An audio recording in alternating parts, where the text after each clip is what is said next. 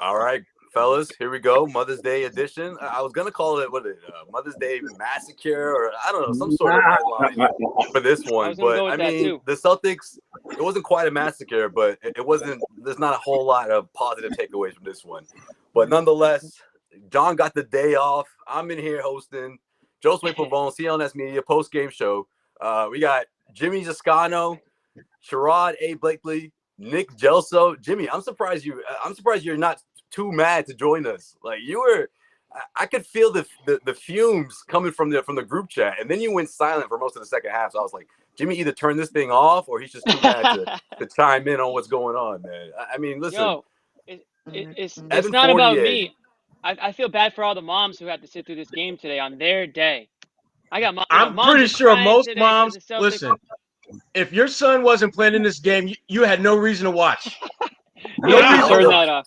It looked like For all the Pee Wee Celtics fans basketball. out there, they have to make up for the day, right? And you got plenty of time. I mean, I guess that's a good thing but this is a matinee. So you can make up, you got plenty of time to make up for the day for what the Celtics for what they did for Mother's Day, man. The poor moms out there, the diehard Celtics fans out there that had to watch this.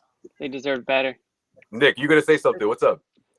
Nick, what's up, Welcome buddy? back, by the way. I'm going to do Welcome my back. own Johnny Most today and just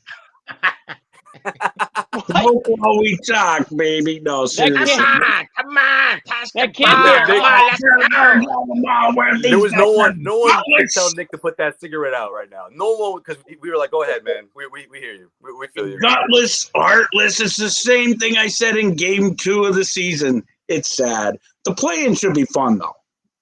I don't think so. You don't believe that, Nick. Yeah, you don't believe idea. that. And here's why. Here's why. It's not going to be fun if they play like this. No. It's not going to be fun if we see that Celtics team that sucks ass more than they should.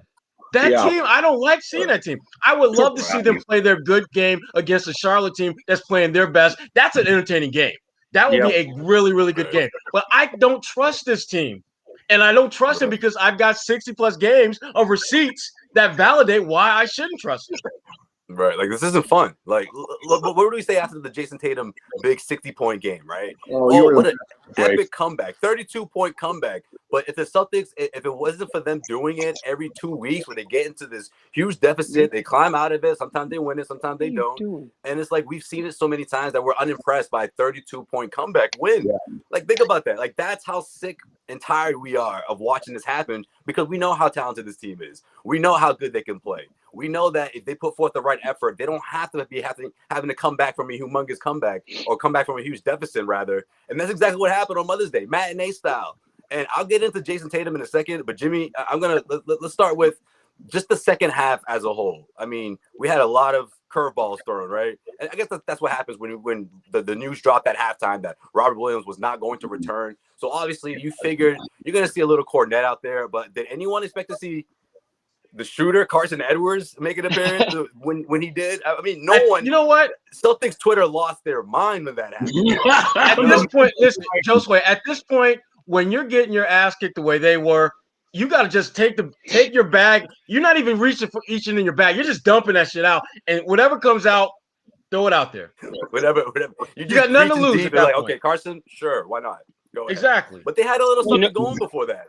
No, you know what? I mean, that they had a little something going to start the second half. I love the approach. You had Kemba Walker going to the rim. You had Evan Fournier still cooking. You had the Miami Heat in the penalty. They commit 4 quick fouls in the opening 3 minutes of that second half.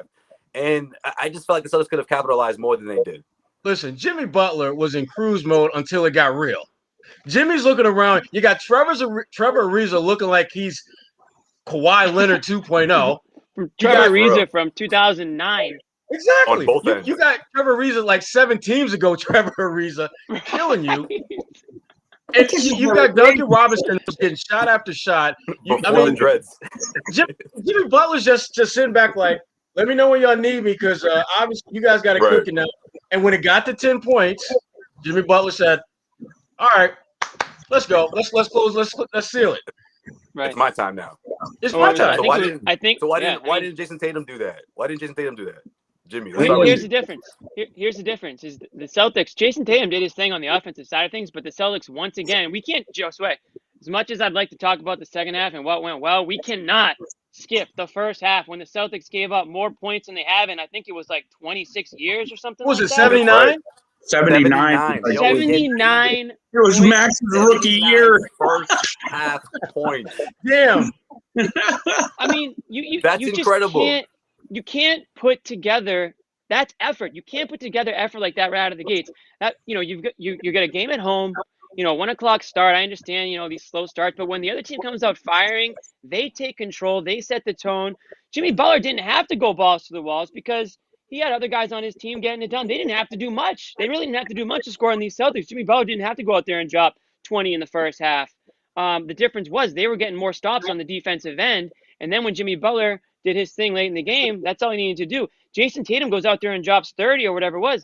That's fine and dandy. But if the Celtics can't get a stop on the other end, it's gonna take it's gonna take another 50 or 60 point performance from Jason Tatum in order for you to scratch out a win in overtime. And I said this a week ago when it happened. I was like, great comeback, all-time performance by Jason Tatum. But if the Celtics consistently do this, or they get in a habit of falling behind like this, it's not going to turn into wins because you're not going to get 50, 60 points from a player every single game. You just can't expect that as good as Jason Tatum is. And what happened tonight? Tatum gave you 30, which is great. If he averages 30, that's, he's leading the NBA in points most likely, or right up there. It's just, again, it comes down to defense and effort on that side.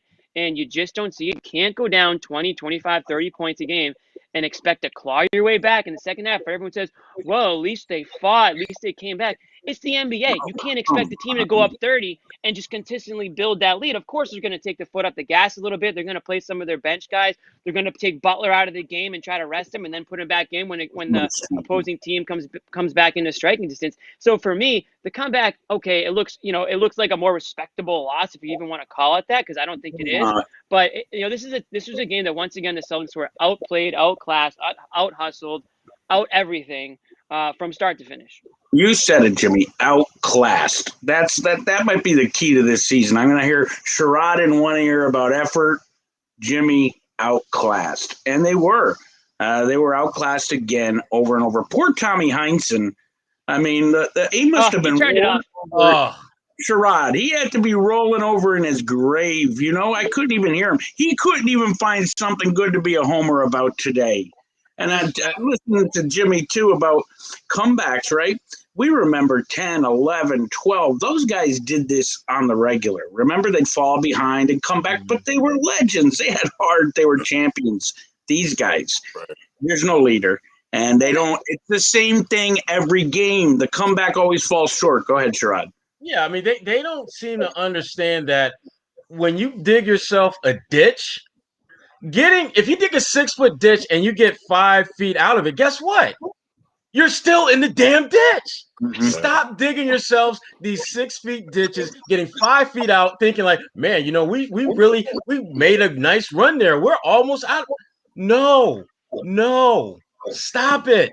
Just stop it. When I think about this team, the more I watch them play, and the more frustrated I get watching them play, I'm reminded that Michael Shrewsbury, who is now the head coach of Penn State, was their defensive czar.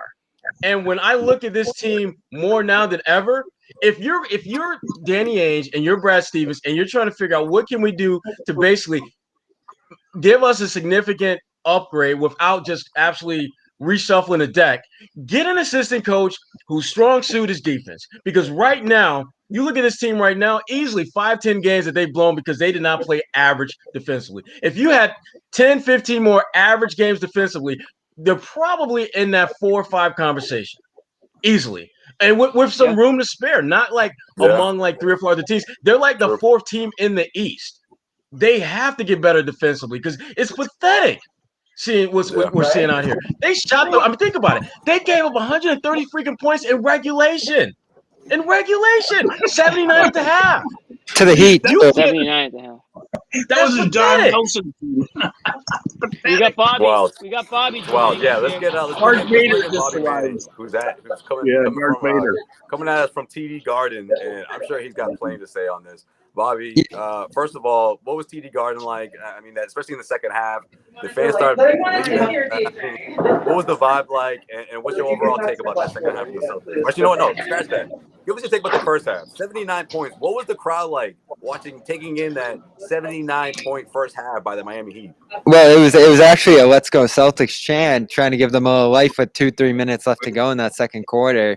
But then the booze started raining down. That's what I heard at halftime. Yeah, it's the same thing as the Spurs game, except they didn't finish the comeback. Once they looked up and realized they had 79, I'm sure that's when everyone started booing. I'm not surprised. Yeah, I felt like I was watching the Spurs game all over again, except this time they didn't cross the finish line at the end. They only got within 6 or so. 61% shooting in that first half of the Heat. And again, everything Sherrod said there's true. That's not even that great of an offensive team in Miami. I know they've been great the last 4 or 5 games, but overall, especially in their bench lineups with Dwayne Dedmon and some of those guys that come in there, you shouldn't be getting punked by those guys. But they're leaving him open backdoor. They're losing him in the pick and roll action. They're letting him find shooters on the short roll. Like, to me, him beating them up the way they did said as much as anything else. Because Jimmy Butler's going to get his in the second half. These shooters are going to get free for some shots, but you can't let Dwayne Dedmon take advantage of you the way he did. And you look at a guy like Bam Adebayo, who's a great player, but 20 points on 5 freaky shots from the field? Yeah. Are you kidding me?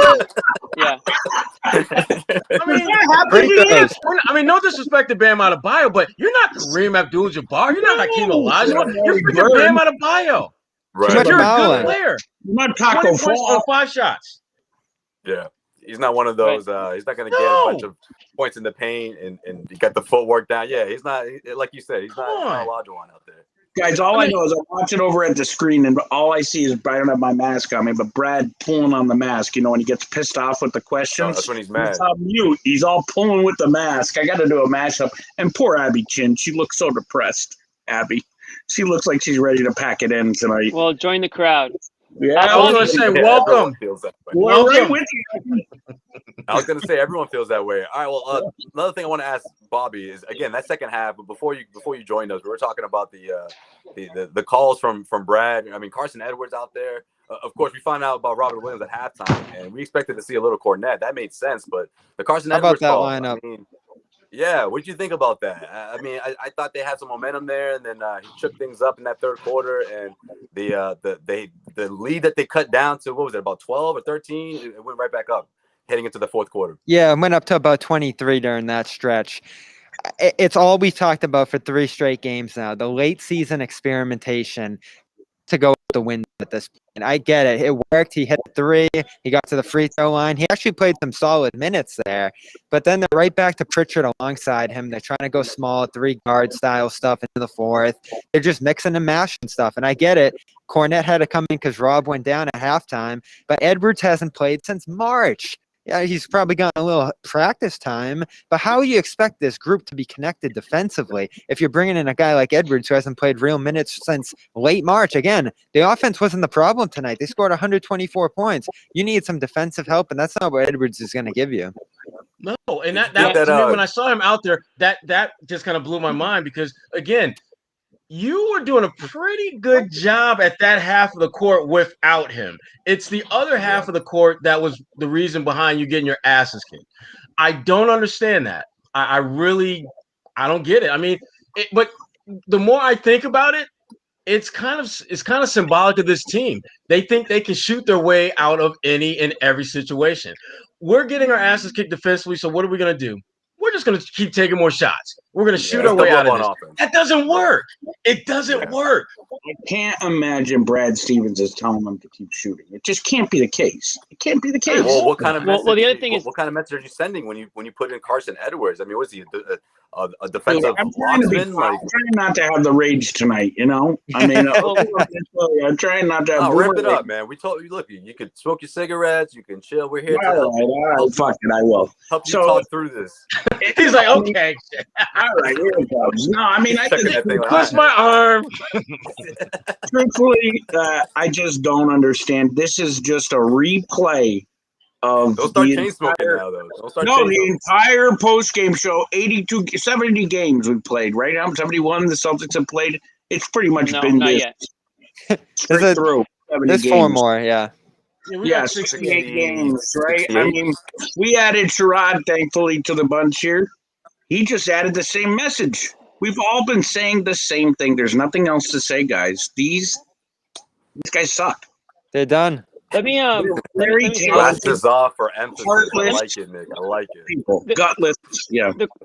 The question I have is why would, and I didn't even think Edwards was the problem. Edwards was not the issue today. I thought he was fine. Right, but he did fine. Yeah. But no, let me finish though. Let me finish though. Yeah, I mean, what I'm saying is, I think that at this stage in the season, you go with the guys who you're expecting to see in the playoffs, and Pritchard's that guy that we've all said here is in the playoff rotation or the play-in rotation, whichever one you want to call it.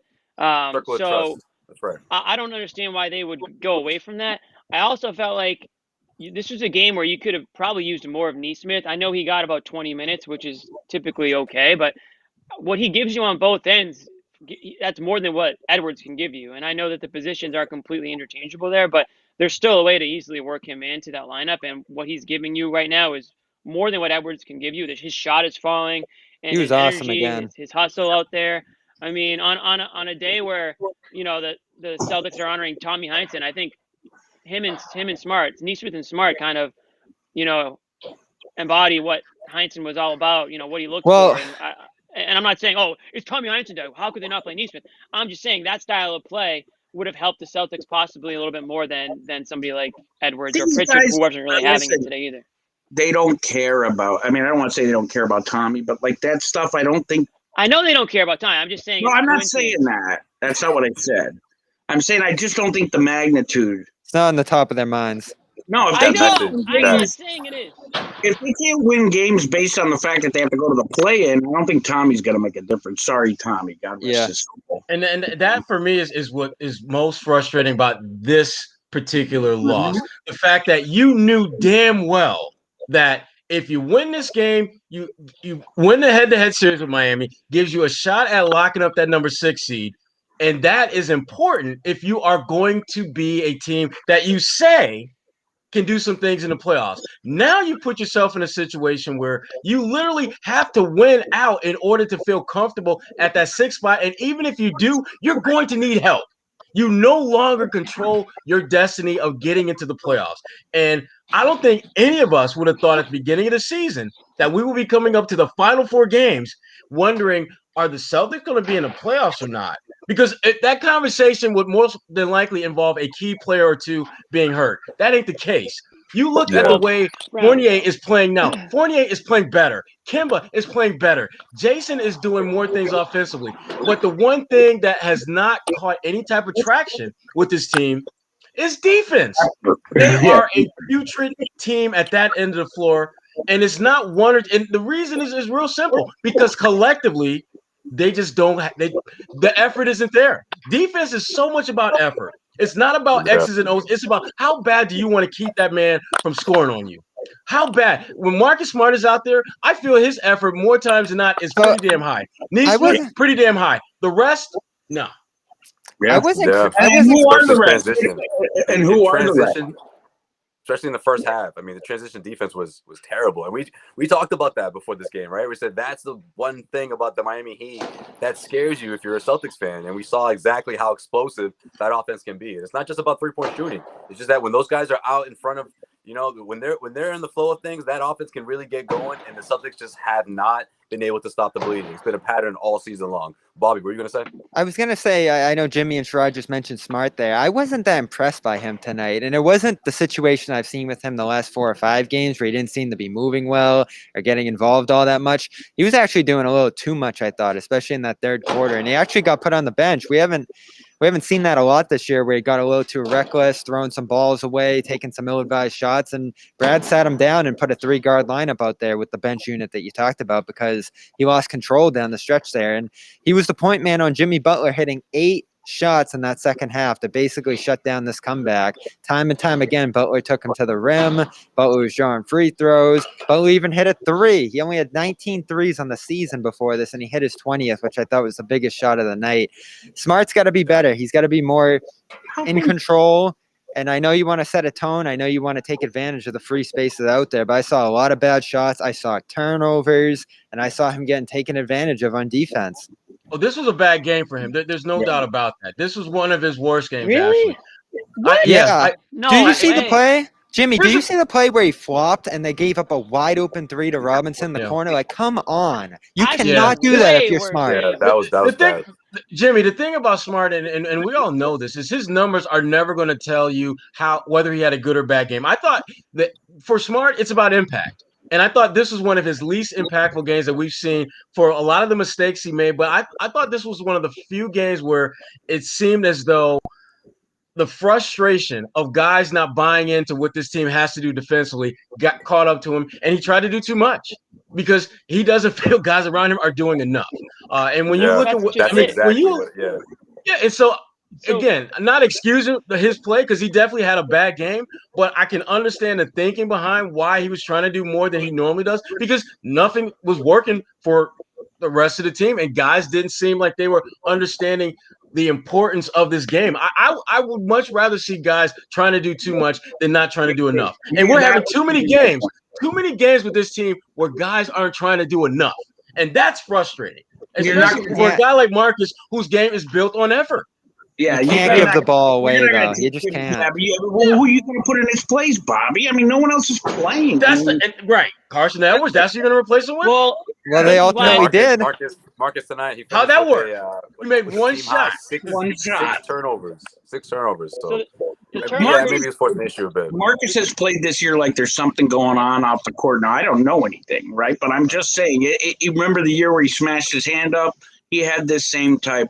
This is a complete assumption. I have no idea. But it could also just be he's tired of the only one that's going out there and having a heart that's beating. You know? Listen, I mean, the turnovers are one thing, and those are inexcusable, and there were plenty of those today. Not just Marcus Smart, but 6 is obviously way too high for was one bad of in your that guards. sense, yeah. But I'm not going to sit here and say that he had one of his worst games of the season or that he was one of their biggest problems today. I mean, he actually shot the ball better today than he has in tons of games this season. And I do, and Joshua noted it, he does sometimes have to do more than maybe what he would like to do or maybe what anybody would like to see him do out there because of the lack of, I don't know if the word's effort or the lack of just people able to do things around him out there in the court. Like you said, I mean, Pritchard, you got guys going out there in the court that just aren't contributing the way they need to. And again, I talked about earlier, if you thought Smart was a liability out there today, then why isn't Nesmith getting more minutes? Why is he only getting 19 minutes when, again, Nesmith's playing playing the best basketball of his career? So if that's a common threat or a common thought that everyone thinks Marcus Smart had an awful game today, then Nesmith should have got way more time than what he did. I think you think of that next year. This year, you still need Smart. You still need him to be involved and connected to everybody. But next year, could Nesmith fill that kind of role? I mean, you see the kind of stuff he's doing. You see the shooting he brings to the table. Even a little bit more ball handling at this point. He's never going to be Smart as a passer and ball handler, but he's showing signs in that sense. I see what Fournier did tonight. And as we get closer to that offseason, and I've been saying this back to the trade deadline, Marcus Smart's going to be the guy this offseason who there's a huge decision on. Well, the contracts. Wait, hold on. Trod, you made a face in the middle of that, so I want to see what that was about. Was that premature? Nesmith taking on that Smart role?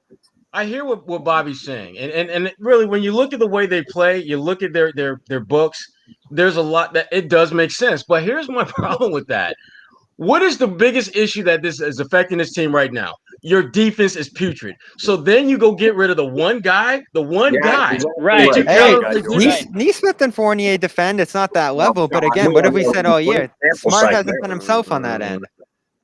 Look. Yeah, but no disrespect to Fournier or Nesmith, but they ain't Marcus Smart defensively. Not even They're close. not, but this goes to show that defense, if it's not a team, if the team's not buying in, it almost doesn't matter how good you have as one defender is on your team because the other team's just going to get through the cracks. I mean, look at Marcus Smart's your defensive leader and maybe your leader, and we're talking about a Celtics team that might not make the playoffs this year. So really, I understand his value to the team, and I understand that it's probably not really his fault because of it's a lot of the players around him possibly. But at some point, you have to say, okay, well, what this guy's value to the team we understand what his value to the team is. But if other guys aren't buying in around him, that value kind of is diminished a little bit, right? He might be worth way more to another team who has players around that can make his value actually stand out. He might be going balls to the walls every game, but if the 4 guys out there on the court around him aren't, then having one guy who plays defense out there isn't going to do shit for you. And as we've seen today. You know, and if you take Marcus Smart off this team, you take Marcus Smart off the team, you might as well put an Orlando Magic uniform on this team. You're going to have no emotion. Let's get back to Jason Tatum, right? We had that conversation before this game about how Jimmy Butler represents. What was it exactly? I forget the wording exactly, but something to the extent of the Miami Heat's, let's say, best version of themselves, right? Let's just say that. If Jason Tatum, if he's not that guy on both ends, is that an issue here? Like in the sense of being maybe more vocal on defense, maybe more demonstrative. Like, is this first half woes of the Celtics that's so part of their identity and who they are this year? Like, how much of that do you say? I'm not necessarily saying that you put on Tatum as a blame, but does Tatum sort of have to grab the team, you know, and say, hey, listen, guys, we got to really buckle down here and play harder defense? I mean, he's part of that's what what's Jimmy going is for on. Miami. That's what Jimmy Butler is for Miami. I think it's hard. Jimmy Butler gives the game what it needs. I mean, I thought for most of this game, like I said, I think Jimmy Butler was in cruise control because everyone around him was doing their job. That's everyone around him too. Right. And so, but when the game got tight, Jimmy was like, get on my, as Max would say, get on my shoulders, on my back, fellas. Ride me. I got this. Promised land. Exactly. And that's exactly what Jimmy Butler did. I mean, he did not seem to be fully engaged in being that dude until the fourth quarter, and it got to be a 10-point game. I love him. Tatum has that, and you know, and again, it's revisionist history, but damn, Juwan Johnson, Jimmy Butler, another story, another day. Wow. Wow. But I mean, you gonna play that card today? I did. Happy Mother's Day show right now. Exactly. My mama told me to play that card. But no, but Tatum, I think Tatum does have to be, I think, a little bit more of a leader at the defensive end of the floor because he does have the physical tools to be a very good defender, and we've seen that from him. Remember when he was a rookie, the reason why he was playing significant minutes was because of what he did at that end of the floor. Everyone knew he could score, but no one really knew how impactful he could be as a defender, using that length, using his lateral quickness, using all the tools that we see at a very elite level offensively, but to keep his man from scoring defensively. We don't see that nearly as much, and I'm okay with that because, again, when you are one of the top-tier players in the league the way I think he's trending to be, something's got to give. You can't just be – there are very few guys who are exceptional upper echelon scorers and exceptional upper echelon defenders, but Tatum has to be better than what we've seen this year, and I think he will be better. But they need to do something to shake this thing up for next year, whether it's adding a defensive-minded coach. Oh, no, I was just going to say, that's funny you mentioned that first game because from the very beginning, Jason Tatum, I mean, not a lot of people remember, but the Celtics did make a big comeback in that game in Cleveland after, Gordon Hayward went down, and Tatum had a lot to do with that, but especially on both ends. He was coming up with huge defensive stops. Well, what's the difference this way? This year, the offensive load on him is tremendous. And you can see, if you're a guy like Butler who's deferring to teammates and building them up a lot, I think it becomes a little bit easier. So Tatum has a ways to go on offense, too, to offload some of that burden onto his teammates. Of course, the Heat have better teammates, but a lot of these guys are young. Butler has helped build these guys up. When you're trying to do everything on offense, it becomes harder to become that guy who impacts the defensive end of the floor. So I give Tatum a slight pass in that sense this year, but on both ends, it's stuff that he has to work on and grow in to be the leader of this team. We know he's the leader of this team in the scoring department, but in the defensive area, in the passing area, and all these different places, it's got to come along much faster if this team's going to want to get somewhere one day. And that's the challenge for Tatum. And I'll pass you real quick, Jimmy. He's got to grow into that role. And, to me, the way he's played thus far, it's been a blessing and a burden because he's shown such tremendous promise at such an early age. And with that promise comes responsibility. But can he grow as quickly in terms of his responsibility and leadership as he has as a player? That's the challenge that I think he's really trying to work through now. And we're watching it kind of unfold before our very eyes. Jimmy? Yeah, I think both of you guys kind of nailed it. So I guess I'll just kind of sum it up. It's like this is what happens in the NBA, right? A player comes in the league, a rookie or second-year guy, they cut their teeth on the defensive side. That's how they get in the game. That's how Neesmith has found his playing time, right? Because of Good the point. effort he's shown. And I know that they aren't similar players, but it's what you do on the defensive end that earns you that court time. Now Tatum's a little bit different because highly touted player coming into the league, and everybody knew what he could do on the offensive end, so everybody was looking for that. But what happens to these young superstars is as their roles get bigger, they focus way more on the offensive end. And Bobby's right. Tatum's been asked to do way more this year because of the injuries or the lack of other options on the offensive side. So a lot of his energy and a lot of his focus has been on the offensive side of things. But it really has taken a hit on the defensive end. And that's why we're seeing these teams coming in and dropping 60, 70 points at halftime. And Tatum can still finish with 30, 40 points, and they still lose the game. Again, you need a historic performance. Got to be like everybody. what we got a week ago from him in order for them to claw out a win. It's just not going to happen. So whether it's Tatum, whether it's Brad, or whether it's Ainge, they need to get together and figure out what it's going to take so that Tatum can still play offense, but they're also going to need to find players who want to play defense, who buy into the defensive side of things. And the problem with this Celtics team, I don't think they have enough assholes, because when you're an asshole, you play defense. And that's why Jimmy Butler is so good at playing both sides of the ball. And that's why Pat Beverly is good at both sides of the ball, and Draymond Green. And I mean that as a term of endearment. If you're an asshole in the NBA, that means you try hard. You're not out there trying to make buddies and be friends. You get under players' skin. You get under them. You play 48 minutes of basketball, and you walk off the court with less friends than you maybe walked on the court on the other side. And there's not enough players on the Celtics team that go in there with that mentality. There's one, Marcus Smart. And again, he can't do it all. Josue knows it. Sherrod knows it. We did the locker room. The question was asked, when was the last time you saw Tatum or Brown defend one of their teammates and get a technical, or get into a bit of a scuffle? I still am yet to think of one time. The closest I've seen them get feisty is Tatum getting in LeBron's face his rookie season. A little bump, yeah. You know who I actually saw do it tonight was Neesmith. Neesmith snuck in front of him. He's not the leader. That's like Sherrod says, Neesmith, Marcus, and he's right. But the problem is the leaders don't do it, right? The leaders of the team don't do it. So you don't have to be a leader, though, to do it. Brown wasn't out there. They have to inspire. That's what I always look. I always said the like turning point, or the part of LeBron's career that made him a champion was when he really started to take a serious stance, or at least grab everyone, galvanize his team on the defensive end of the floor. I mean, I just always thought, like, heading into this season, or even maybe next year, heading into this era of Tatum's career, right, where it's no longer a secret, or it's no longer it's when, it's he is that guy. He's going to lead this team. And I just think that's a part of his game that's next, just being a more of a force on the defensive end of the floor. He has the body for it. He has the athleticism. And I think he has the IQ. I really do. People, obviously because of the influence that Kobe Bryant had on him, there's constant. Kobe, huge asshole. I also see one of the biggest. But no, I also see, guys. Again, I also it's a good see thing. that LeBron in him. He has the LeBron type of style of play that translates on both ends of the floor. I think he's capable of that. I'd love to see him go work out with the Dream, with Hakeem. And you know what? To Jimmy's point,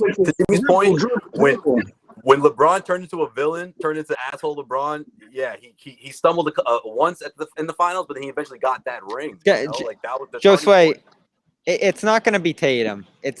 He's a finesse player. He's a guy who's going to do it with his skills, with his moves. Even if, like Nick said, he adds to his post repertoire, and I think he has a decent one now. That just isn't the style that the Celtics play. It's got to be Brown, and I think Brown is the one who has it in him. You hear him say all the time, "I'm one of the best shooters in the draft." People just didn't, realize it with me. He's always asserting himself. You see those intense moments with him. Yeah, I think, and even defensively, I think that's who he can be. But he's got to be empowered. That's Bobby, the thing. Bobby's right. But the point that Bobby made, that last point about being empowered, that's the key. Because here's the thing about Jalen. When you watch Jalen play, there are periods in the game when he's playing well where you can see he's angry, where you can literally see the pissed offness come out. Yep. Tatum can drop 45, 50 points, and you wouldn't know if he had 4 or 5 points. just by his demeanor. And there's a lot of positives that can come about when you have that even kill demeanor. But at some point, you need somebody who brings the heat. You need someone who brings that fiery anger to the floor because you need that emotion. This is an emotional game. And at some point, you need a balance of guys on your roster who have that even kill demeanor that Tatum brings, which is value in that. But you need someone who can bring the heat. And Marcus Smart does that to some extent, but Jaylen Brown can do it to another level. We have seen him when he locks guys up defensively and gets out in transition, which I love. I love when he starts to break. Gerard, what's that? We have seen the Celtics without Tatum win without him, have Brown lead everything comfortably, and then be a competent, great team without him. We've seen Tatum be on the floor without Brown and have a great game like he did today, solid night, but they're missing something when Brown's not out there. And they're missing something when Brown is out there and he's not involved, or he's, as Joe Slay talks about in the past, down on himself, not getting the ball enough. I don't know the answer to it. I wish I did, but beyond like him being out with injuries, when he is out there, how can you keep him involved, keep him on that same level as Tatum? Because Tatum's probably going to be the better player in the end. Brown's making big strides, so, make that gap smaller. But I just feel like there shouldn't be as big of a gap between the 1 and 2 on this team as there seems to be. They need a playmaker. I mean, I think they need someone who that's like their job. Their job is to, and Marcus does a good job, but that's not that's not a natural position for him to be in. Marcus is a good facilitator, and to be candid, I wish he was the second or third best facilitator, because if he's the second or third best, that means you're really, really good. They need someone whose strong suit is getting guys the ball in position where they can be effective and can be solid defensively. And don't say Rondo. I was going to say his name, but they need someone like that. Because here's the thing, like, when I think back to Rondo right now, what do you mean, Nick? Yeah, man. Now you look at some of the top teams. They have guys who can facilitate who aren't necessarily their best scorers. Like LeBron is a phenomenal facilitator, but Anthony Davis, that's the guy that they lean on to get buckets. Yeah. You look at those Detroit teams that I cover. Richard Hamilton was the best scorer, but Chauncey was the one that ran the show. Here in Boston, Tatum can be your best scorer, and he should be, because he's that good. But that doesn't mean he needs to be the facilitator. That doesn't necessarily mean he needs to be the one guiding the ship. He has to be on the front line. No question about it. But he doesn't have to necessarily be the one guiding it. Again, his demeanor doesn't really facilitate that fiery, get in your face, do as I say, not as you want to do. That's not who he is. But they need someone who has that in them. And I just don't. And Jaylen, to me, when you start going down a roster of guys who can play, guys who make a difference when they're out there, and guys who got a little bit of that asshole that Jimmy was talking about in them, Jaylen is that dude. We talk about Rondo, right? Because you do describe him perfectly. That is Rondo. But I'm afraid that Brad Stevens can't control Rondo's ego. But that ship is sailed. That ship is sailed. We're not going to talk about Rondo. That's why you're in 3/4 of the league, because your coach can't manage personalities, it seems. With those glasses, I like it. It's interesting because they did. Real quick. I just want to remind everyone. We're heading to the locker room shortly. I know Nick is going to head out first, and then the rest will follow, I believe, right? So we'll do that in about 10 minutes, guys. So if you haven't downloaded the locker room app, guys, we strongly encourage you guys do it, because this one should be another good one. Not last night, but 2 nights ago, there was a lot of venting going on, man. You guys had me cracking up. That was a good intervention session. I felt much better after that. That was a great session, and you guys make it that great. Like that's the reason why it's such a fun after show to hop on with us, and we talk about literally. It's not just Celtics, right? We just talk about everything. We're a little all over the place the other night, but it's like going to therapy. For Celtics fans. Yeah, Jimmy, I thought you were about to say it's like going to homeschool, Jimmy. That's what I thought you were about to say. No, it's that one's like that. It's nothing like that. You won't catch me in homeschool, man. Where's Princess Leia, man? I mean, wasn't he Princess Leia on the poster? Jimmy? Yeah, whoever designed that. I have to have Nick had to bring that up, didn't you, Nick? I did a video this morning. I pulled that part out. All it was Sherrod giggling the whole time, and Jimmy going, I got to find out who did this. this. I gotta find out who did this. I wasn't going to say anything about that, Jimmy, because you might. It wasn't me, Jimmy. It wasn't me. Yeah, we're gonna. That's gonna be the last promo they cut. We'll put it that way. So, what are the chances we see Jaylen Brown Tuesday? Like seriously, I think you have to if you're the Celtics. Right? Just even if it's a risk, you have to play him, right? Are we definitely going to see him Tuesday? I mean, only to me, you don't play him if this injury is serious enough to where you think that he could re-aggravate it and be out for some, if not all, the playoffs, playing game, however you want to describe it. But if he's like at 75, 80%, I think you got to play him. They gave Rob that shot today, and I thought he gave them some decent minutes early, but it ultimately wasn't worth the kind of pain he was going through, which is concerning with him too. He didn't play in that second half. So I don't think they're going to do it with Brown. I don't think they should push him. I think we're starting to come to an acceptance here that this team's going to be in the play-in tournament, so you just got to be ready for that, get home court for that, and go and take care of business of the Hornets there and play whoever you play in that first round. Ultimately, it stinks to be there, but that's just what they're going to have to go through at this point. Again, health over seeding. This is a critical seeding difference here. You don't want to be in a one-game playoff, but you do also get the leeway if you lose that game to play another game for the 8th seed. So I want Brown ready for that. I want Brown 100% for that. And or at least I think that if the team gets to that position, they'll turn it up for one of those games. But who knows? We don't know with this team. I agree. I mean, you don't want to be limping into that play-in game. So if you just accept the fact that you're going to be a 7 or 8 seed, like you said, that gives them 2 chances to win a game. And if they can't, then guess what? They didn't deserve to be in the playoffs anyway. Yep. So we learned a little bit sooner than we would have that this team just wasn't going anywhere in the playoffs anyway. So really, the Celtics should beat whoever that matchup is, the 8 or the 9 team. And if they don't, then we learned they are who we thought they were, essentially, right? The old famous quote, they are who we thought they were. That's exactly who this team would be if they can't beat one of those 2 teams. They don't deserve a series against the Nets or the Sixers or the Bucks. And honestly, who the hell would want to watch it if they can't beat the Wizards or the Pacers? Good God. What are the chances they go full small ball? I think that might happen. I mean, without Rob, if they play the Nets. Yeah, you got to do it against the Nets. Rob should be shut down until the play-in game. Yeah, Rob I don't think shut down until next year. Court this week. Right. What are you going to do in the playoffs? Really? Not until next year. I mean, is there actually a chance to do anything in the playoffs? No, not really. But you do want to go as far as you can. You don't want to just bow out. And they've already bowed out, in my opinion. I think they bowed out quite a while ago. You can make things interesting. I don't think you can say that without Brown. Yeah, be down they can make things interesting and win a game or 2, but they're not going to put any fear in anyone's heart, because here's what teams that are looking at the Celtics on their schedule are thinking.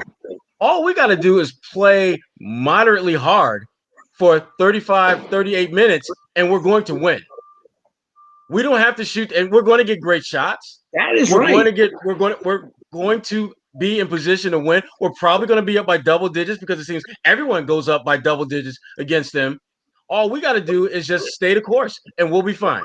Well, you know who I'm excited for come playoff time, and I've been hyping him up for games now. I was going to say Evan Fournier. Evan Fournier has been one of the best players in the NBA, period, over the last 4, 5, 6 games. Ever since he was talking about his COVID conditions there. Bobby. You have to empower this guy to be a leader on this offense. We talk about facilitators, 8 assists here, 30 points in this game. Only reason that the Celtics were even in this game was Evan Fournier. And you guys just keep dismissing him. You don't even want to talk about him. You're underrating the trade. He's a perfect fit with this team. You have to pay this guy whatever he wants this offseason. Bobby, here's my thing with Fournier. Whatever he wants? Your points are good. But yes. Bobby, the thing about Fournier, since he's been a Celtic, he's either been the guy that you're talking about, really, really good, or a complete dumpster fire. There's no. But there's been more good than bad. He's at the one opposite end of the spectrum every game. Really great or really trash, and that. I don't like that about him. I like the Fournier we saw tonight, and the one that we've seen the last 4 or 5 game, Bobbies. I like that guy, but he needs to keep it going for me to feel confident and comfortable that he's a potential solution down the road. Because even before the COVID stuff was he was diagnosed with that. He's had some pretty trashy games. And it wasn't just first couple. And it wasn't just because he didn't know the players. He was missing shots that a guy like him should not be missing. Had nothing to do with play calls, had nothing to do with comfort level, just missing shots. I want to see him keep this up. I would like to see him in the playoffs. I would like to see him do well in the playoffs. But again, I'm not sold on him just yet. I'm not. And let me say one thing. I like what I'm saying, but I'm not ready to buy. I want the lease to option, lease to purchase. I will lease him now with the option to buy later. That's how I feel exactly about it. That's exactly what this season was supposed to be, the leasing option, and it's just gone completely haywire ever since they acquired him. But I will also say this: you want to pay? Would you rather pay Fournier whatever he wants, in Bobby's words, or do you say, you know what, this Neesmith kid is really coming in his own here, and we have him under control for the next 3 years at a fraction of that, whatever that price is, $20 million a year, whatever Fournier is going to cost. And I think now you're kind of weighing the options here. Now I understand you don't want to just lose Fournier for nothing like they just did with Hayward, and they're going to be in the tax, so like it limits who they can go and sign. So there's a lot of other factors at play here. But to just simply say, oh, Fournier, here's a blank check, buddy. Whatever you want, we'll sign you for a 4-year deal. That's the leverage he has as a free agent. Now, that's the leverage that's in. Luckily, I don't think there'll be huge demand for him around the league, and that's what the Celtics can wait out on. But if they bring him back at the same price, I'm happy with that, or even $1 or $2 million more. It ultimately doesn't matter. It's just how deep you're diving into the tax. I like your point on Neesmith. That's where I come back to Smart. If it comes down to those three guys and you're thinking about getting Neesmith some more opportunity, you're thinking about Smart's future here in Boston, what you're going to pay him beyond next season, I think you get ahead of that one, because that is another guy you can end up losing for nothing in the ensuing offseason. I don't know what his value is going to be at this point. I thought that should have been done at the deadline. I thought that was the prime place to do it if you're going to get aggressive with a guy like that. But again, they're going to be in a tricky position here. They can bring everybody back. If they trade Smart at the deadline, you would have lost your shit. Well, it would have depended for who. I don't think Gordon was the guy. You would have lost your asshole. Flipped out. Because you wanted them to do pretty much what they did, which was bring in some talent and make a run for this. And if they trade Smart, that's got like trading Perk vibes to me. Like you just kind of blow it up. And the difference is this team really wasn't trending in the right direction anyways at the deadline, but neither was that Celtics team when they traded. Well, I don't know. It was a little different. They were in a great position when they traded him. Yeah, we all know what happened once they traded Perk. They fell apart. And I could have seen that. I could see that same thing happening if they traded Smart. Not that it's been that great since the deadline. It certainly hasn't been. But at the time, we all would have been like, what do they do? What are they? What direction are they trying to go here? Well, I don't know what Smart's value is either. What I like about Fournier is he's solid. He's usually in control. There are those games, and Sherrod mentioned it, and even his playoff pass, which I think is tough to draw conclusions from because it was with the Magic. He did have a lot of stinkers in the postseason there. So the playoff, his performance there would be critical to that decision. I just think he almost fills a Hayward role with this team, and it's so critical to them. 8 assists. Not even handling the ball as a primary ball handler guy is extremely impressive to me. And the Celtics had a pretty good assist night tonight. Their offense was doing everything it needed to do, largely because of him. Yeah, I mean, Fournier had a good game, and he's had a nice run of late. You look at his last 4 games, he's averaging high teens, low 20s, scoring the ball, spraying the ball around, making sure guys are getting the ball, and that's great. But to your point, Bobby, and you know this, and we all know this, the playoffs, completely different animal. And when he's had the opportunity in the past, he hasn't performed well. He hasn't had a lot of opportunities. I get that. And unfortunately, it looks like he's not going to get a lot of opportunities this year either, the way the Celtics are trending. It's true. But Fournier, a good player, but I'm not sold on him because, again, I'm looking at his whole body of work since he's been a Celtic. I'm looking at pre-COVID, post-COVID, and where he's at now, and he's trending in the right direction. Absolutely no ifs, ands, or buts about it. But we all know that even though he's playing better, how much is he impacting winning? How is he making the plays? And again, I'm not putting the losses on him because it's not his fault solely. But there are moments in almost every game where he'll make a mistake, whether it's a blown defensive assignment, whether it's a turnover, whether it's a missed shot that he should be making, that plants a little seed of doubt into whether this is a guy that's going to get you over the hump. The bottom line is this: Fournier is a very good player, but am I ready to anoint him as the Gordon Hayward of this team, the guy that can get him over the hump? No. That's what I come back to. So you're going to sign Fournier and bring back a team and pay a massive tax for a roster that we know isn't good enough to even get you to the Eastern Conference Finals. Do you want to be a worse team and pay the tax? You just got to bring in the best team you can. Well, that's the key word, Bobby, team.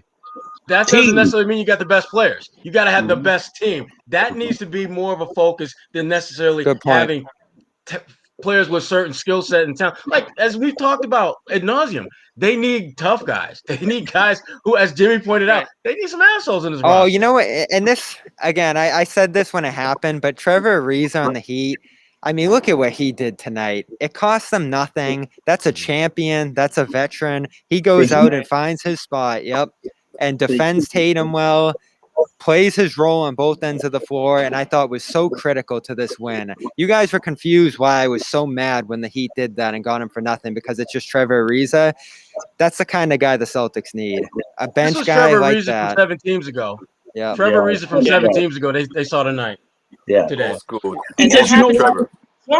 Somebody, whether it was Spoelstra or I don't know, maybe they had it in their hearts and themselves, got up for this game. Miami understood that Boston should be coming out and playing for their lives, and instead they came out and played horse or 21. I don't know what they were playing, JV. But you know what, guys, though? Right now. Nick, this is what happens when you have veterans. Veterans understand what sense of urgency is about. You look at Miami's veteran players, they played like this game really mattered. You look at Trevor Ariza. You look at Jimmy Butler. Sherrod. We talked about that a couple nights ago. The team has enforcers. Like that's, guys like Iguodala last year. Those guys that are gonna enforce everyone to stay on the. I love that team. Mm-hmm. Me too. Well, I think it's almost time for the locker room, man, because I can't. The rage is bubbling up. I can see it. All right. I can see it too. Forming in Nick's glass. One last thing, guys. Brad Stevens. How are you two feeling about Brad? Nick and Sherrod, and then we'll carry on the conversation after you guys head out. How do you feel about Brad? Did anything change after this game and his approach? What's your take on this? Look. There's nothing that I saw today better or worse from Brad. This is who he is. This is his team. This is what you're getting. Fair enough. Hey, here you go, Nick. My take. It won't be that short. Yo, Nick, what was the Matrix like? What was it like? Wait here. Hold on a minute now. Let me tell you about Brad. Okay. Go ahead. Why, is there like a screen on my camera? No, nothing, bro. You're perfect. Go ahead. So listen, Brad Stevens. Here's my thing. It's just that. If you can't motivate and manage, it's the same thing I've been saying. Can't motivate and manage talented big egos. You're not made for a head coach in the NBA. I can't figure. The most frustrating thing about this team is you guys keep saying bad roster. It's the same roster as last year, and it got better at the trade deadline. So. Something is clearly same roster as last year. They lost Hayward. Who's not here? Ennis Cantor. Don't say Hayward. Please Fournier was an appropriate fill-in for Hayward. Why? Oh, he just said Hayward. I said don't say Hayward, please. No, I'm just. Well, it goes against your point. It's the same team. And stop calling Fournier a fill-in. Hayward didn't play at the playoffs. Yeah, he didn't play in the playoffs. Yeah. Go ahead, Jimmy. Going back to Bobby's point on Fournier, how Fournier is a fill-in. He's not a fill-in. It's not interchangeable. Like, he replaces Hayward completely. He's a lesser player. We can all agree on that. No, but if he plays, he's a better player because Hayward didn't play, Jimmy. Okay, yeah. Fair point, but they need Brown. They need this whole cast intact. And they need Brown and Howard. Let me do the Brad thing real quick, and then I'll go, and you can talk, Bobby. So basically, we're screwed. Because you can't change people's mentality. I keep saying culture and getting made fun of, but you know what? I should get made fun of because they don't. In conclusion, we're screwed. Yeah, we're screwed. Like Brad has job security. Danny and Wick are behind him. I don't think there's a great candidate to replace him. Tatum is too cool for school. Something's got to go there. Brown needs to be empowered. I agree with Bobby on Brown being empowered. And God, please don't give up Marcus Smart, because I'm not even going to watch that. I might as well watch like a merry-go-round, because this is ridiculous. This is not basketball. On that note, I'm heading to the locker room. Who's all right, Nick how are we doing this, Joe Flay? One and only. Nick, yeah, you can just pop out. All right, I pop out. Bye. Go start it up. I'm leaving with him. Oh, I'm done. You're leaving with Nick? Oh, T's and P's, baby. Come on, give us your Brad. Give us your Brad take. I told you. This is what you're gonna get. He's with him. I think that's what he meant by that. This is what you're gonna get. This is what you're gonna get. What you saw today is exactly what we've seen all season long. No one should be surprised. No one should be shocked or overly dismayed at what you're seeing. This is how this team is responding to his coaching in the absolute biggest game of the season. You don't even have to like point your fingers and say this, that, or the other. The proof was 48 minutes of Celtics basketball this afternoon. Giving up 130 points to a team that at best you can call average offensively. At best, a team that allows you to shoot damn near 50% from the field your damn self. This is how you respond at home. Gerard, have you seen, in a game you need to win. But, have you seen a team drop 79 points in the first half? I'm trying to remember if the Warriors did it. I can't recall seeing a team get lit up like that. Not in a half. I don't think I've ever seen it. Right? Not in a half. I think I remember Golden State had like 75 ones, something like that. But 79, I've never seen it before. It's crazy. At that point, 75, 79, bottom line, you got your ass kicked bad. Either way. Either way. Same shit. All right, Sherrod, we appreciate you guys. Yo, I don't think we locker have. Room's already popping, guys. So head over to the locker room and download the app if you haven't already. I was just gonna say I don't think the room's open yet, so I think Nick's working on opening it up now. So we might have. Oh damn. To go here. I'm working on it. Open that room up. I'm working on it. I promise. Whoa! We didn't tell him to come back in here. Nick, send a text next time, man. We appreciate you coming back, but send a text. Yeah, he's got a little too much power. Can we like freeze his ability to come back in like that? Because that was scary. He came in hot. He's got all the powers. Can't stop him. I don't know what happened, but I think after you go less than 5 people, my camera just gets so much better. Like, check it out. Oh, looks good. Yeah. Wi-Fi at its best. Rocking Wi-Fi is not taking Mother's Day. Damn. It's booming right now. Get that Sunday evening glow up going on. Okay.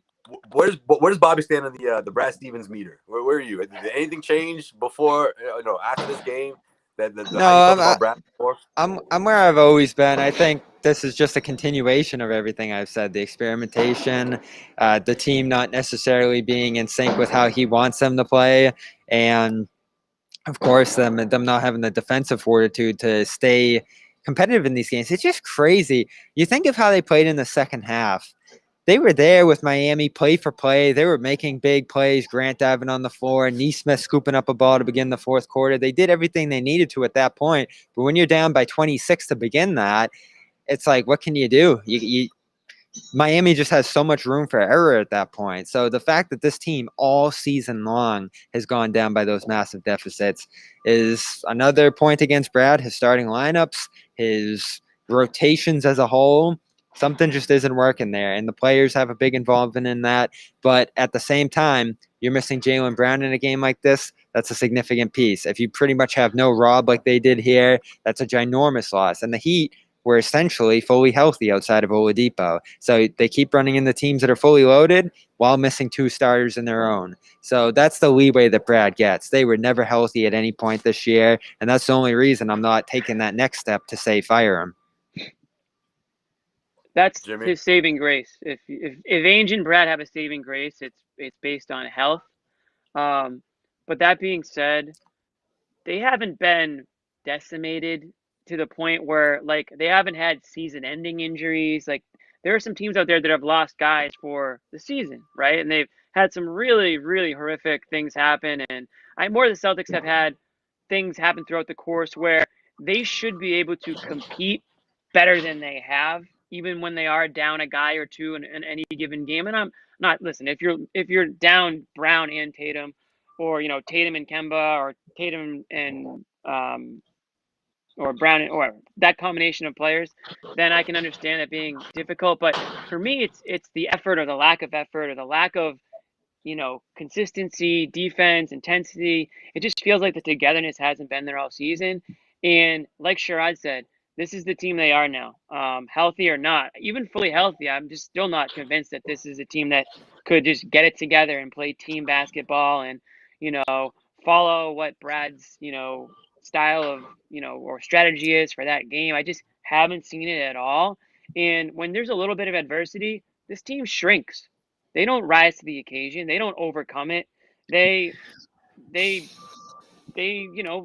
do what you would expect, which is to just sort of sleepwalk through the first half or even worse sometimes, and might make a little bit of a comeback in the end, but it's always 99% of the time they come up short, and this has been the entire season. So it's been very frustrating to watch from start to finish, and this is who they are. I don't see that changing, and next year if they bring in some different players and a fresh start, and if they do have some health, yeah, I would be willing to give Brad another chance at it. But I don't think that his job. I always thought his job was safe from start to finish this season.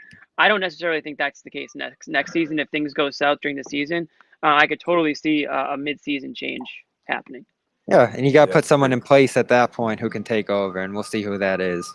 Well, because with everything that they had to deal with, yeah, I don't think he's on the hot seat. But I mean, barring, we talked about a couple of nights ago, barring was it mutiny? That's how John put it, a team mutiny. That's the only way. That's the only way it happens. Would you rule that out at this point if that ends up happening right after the season? Like that would just be so expected at this point, given how everything's gone to this point. I wouldn't rule it out, especially if they don't make it into the playoffs. If they fall into the play-in tournament.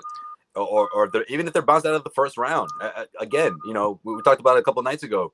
2-3 weeks removed from a season ending like that, you could be a moment of clarity for someone like Tatum or Jaylen Brown. You know what's difficult though? Regardless of what this team looks like next year, the one thing that we all agree on is that we don't want Brad to be our coach.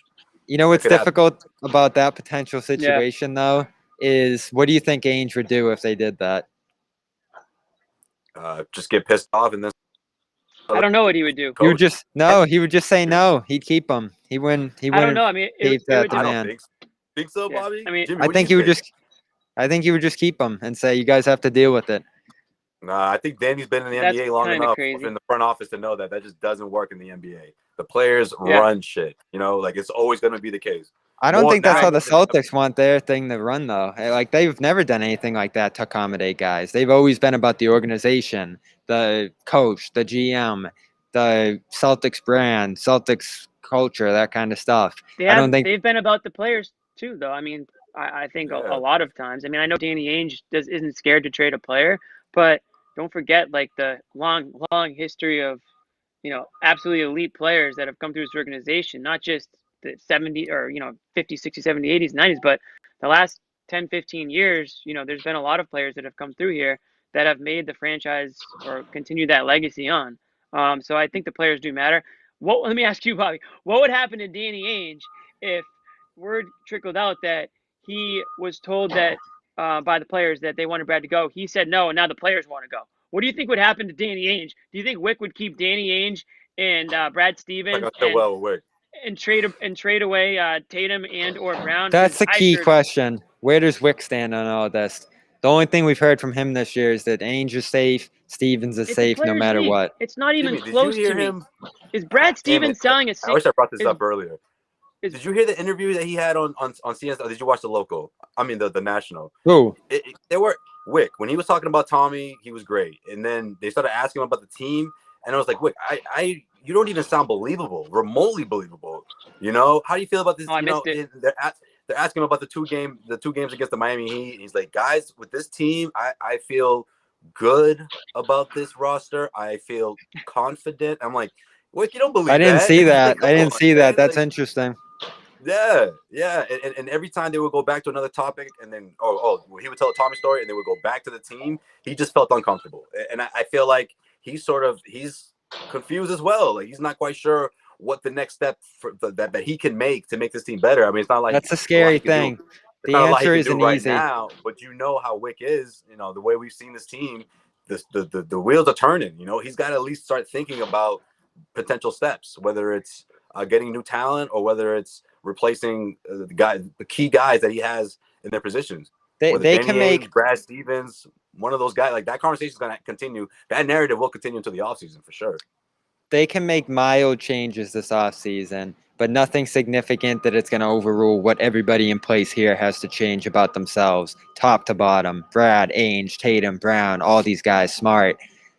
And the fact that they haven't even shown glimpses of figuring that out this year has been very concerning, because they're going to have to do it next year. And what's the hope next year if things don't go right?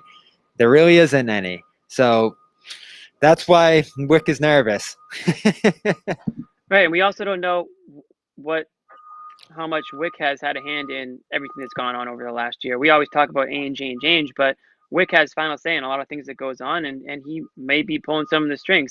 Historically, I don't think that's been the case. I think he gives Ainge pretty much free reign to do what he thinks is best, but we just don't know. We don't know if the tax has been an issue or if it's going to become an issue. Is that what he was nervous about, the tax bill coming in? Well, could be. I mean, listen, it would be pretty hypocritical for Wick to criticize the team if he's had a hand in, constructing it, right? So I don't know if that had anything to do with what his comments are. I didn't hear his comments. First I'm hearing it through Joe Sway, so I'll try to look those up later and try to interpret them on my own. But it's definitely interesting. Yeah. Like Bobby said, it's going to be a huge offseason for all these guys. But I think if it comes down to player or coach, Brad Stevens isn't selling one single ticket. And that's not a knock on Brad Stevens. That's every coach in the NBA. It's a players' league. Right. They make the money. That's what this has always been about. And I'm not saying it's going to come down to it, but if it ever did, Danny Ainge ever got a knock on the door from Jason Tatum saying, hey, it's just not working with the coach we have, we want a new one. I'm not saying Danny Ainge would be thrilled about it. I'm sure he would be, really torn. But at the end of the day, he's going to do what's best for the team. And if it comes down to Brad Stevens or Jason Tatum, I think everybody in the world knows which side it's going to end up falling on. So I hope it doesn't come to that. But if it did, I know that answer. Plus, Bobby, would you fault Danny for doing something like that? I mean, it's not like Tatum. We're using Tatum as an example, but I don't know, Tatum, Brown, whichever. Obviously, key guys like that, or the core guys. It's not like they've had Brad Stevens for a year or two, right? I mean, if you're Danny Ainge, you have to seriously consider that, because you're like, well, wait a minute. He's got a strong point. These guys have had plenty of years together, and they've made deep playoff runs. If he's not feeling it, I mean, how can I spice this up anymore? I mean, it's reached the point of no return if you're Danny Ainge. That you have to seriously consider it. No, that's kind of the easiest move to make, so I wouldn't fault him at all. And it's one that could immediately pay dividends. But you got to know the next guy. You really do. And hopefully he's at least been thinking about that, drawing up ideas. But I just don't get the sense that he has. He's had full support of him all year. There hasn't even been hints of there being questions about Stevens' job. In fact, when there were the biggest questions rising, he jumped on the radio and said, oh, he signed 6 years, so there's that. And that was basically his attempt to shut that down for years, never mind the months ahead. So he's not going anywhere. Well, no one expected a college to offer him $70 million, so he had to shut that down real quick. He had to get something out there to let people know that he wasn't going anywhere. Yeah. All right. I'm going to do last thoughts and then get out of here, or what? I'm a little nervous. Thoughts. I'm a little nervous with Nick holding it down over there in the locker room. So yeah. I think we all are. But you know what? Tuesday, big matchup. Hopefully we see Jaylen Brown. I'm thinking we see him. I'm going to go on a limb and guarantee it. How about that? Guarantee. I'm not guaranteeing a win, but I'll guarantee Jaylen Brown will be in uniform Tuesday. Okay. Bobby, sure as hell need him. I know. I'm going to be there too. So hopefully me saying that is good luck. I feel better about a win on Tuesday for sure, especially if Brown is back in there. But at this point, 2 games back, Minnesota after that, New York after that. I'm in playing mode at this point. I think that's where they're headed. I don't think there's a great path now to avoid it. So get ready for the Hornets. The Celtics have 1 game in the loss column on the Hornets too. So at this point, you're not only worried about avoiding the play-in, you're worried about avoiding a play-in on the road in Charlotte. So that's what you have to really take care of business for over this final stretch here, because the Hornets are going to be pushing to try to – now the Celtics have the tiebreaker over the Hornets. That gives them a 2-game edge, but – you still have to fight like hell to avoid going to Charlotte, because if it's in Charlotte and Hayward's back and Melo's back and Rozier's rolling, who knows what could happen. And then if you lose that, you got to run up against Russell Westbrook and Bradley Beal and do that whole thing again. So it is not going to be easy, whatever path this team takes. Play in, not, Nets, Bucks, 76ers. At this point, it's just, can the Celtics figure it out? Doesn't seem to be enough time left, but if Brown comes back, that's going to be a big difference. Yeah, my final thought is I want to say, like, just a tough look for the Celtics today. This is a Sunday, Mother's Day, day game, national TV. You had people from all over the world able to watch the game today because of the time of it, a 1 o'clock game. So you've got Europe tuning in, and I got some tweets. I got some tweets from people who were fans of the show and watching from other parts of the country. And I had one person who I want to give a shout out to. His mom tweeted me and said her son Dylan is a big fan of the Celtics and was disappointed in the performance today. But he's still going to keep cheering them on because that's what good fans do. So I want to say that's a great message for Dylan. He's turning 10 this week, so happy birthday to Dylan. Thanks for watching the show. And hopefully happy birthday, Dylan. Yeah, appreciate the happy support. birthday, and hopefully the Celtics can give you a good birthday present this week. Maybe they can pull off a win. That would be nice. And I want to say also just happy Mother's Day to all the moms out there. Happy Mother's Day for sure. Happy Mother's Day. Happy Mother's Day to all the mothers out there, Celtics fans, non-Celtics fans, all the mothers out there enjoying their day, man. They got a beautiful day. So, we still got some time to enjoy the evening. Still got some time to salvage it. I know. I got to head over. I'm going to bounce out of the garden and go spend some time for sure. Yeah, I'm going to bring the locker room with me, or I should be on the road as I'm tuning in / chiming in when I can. So I'll try to keep it down with the background noise. But guys, same here, Jimmy. That's where we're heading, guys. That's where the party continues. Head over to the locker room. It's going to be a Jimmy and Nick party. Bobby, Nick's already in there. Sherrod, I'll be in there. I'm heading over, guys. We'll see you guys next Tuesday. No, see you guys this upcoming Tuesday, not next Tuesday. Next game is this Tuesday. And, of course, you know where to follow us on all social media platforms at CLNS Media for plenty of updates. And, guys, that's it. We're up out of here. We'll see you guys then. Peace. Next time. We'll see.